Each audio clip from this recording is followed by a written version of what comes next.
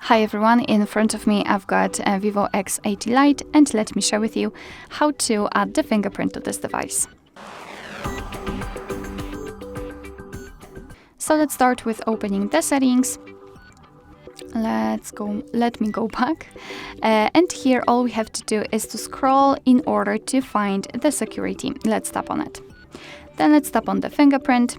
And here, if you've got your screen lock, you will have to enter it to confirm. If not, your device will ask you to add the screen lock.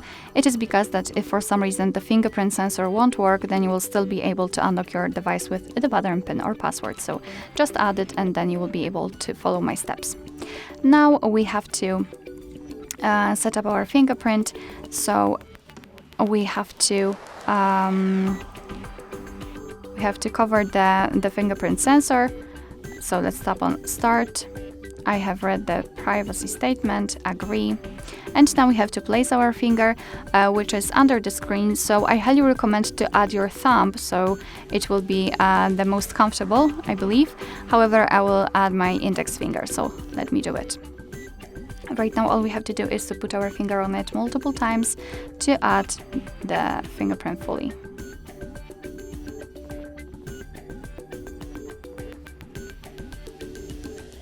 Okay, we just successfully added it, so let's tap on Done. And here we've got the fingerprint options, so you can decide for what you want to use the fingerprint for. You can change the animation style, so as you can see here we've got some options. Just tap on it and tap on Apply. Now let's go back. You've got icon patterns, so this is also the thing you can customize. It's up to you, of course. Here, show fingerprint icon on off screen. I highly recommend to keep this option turned on.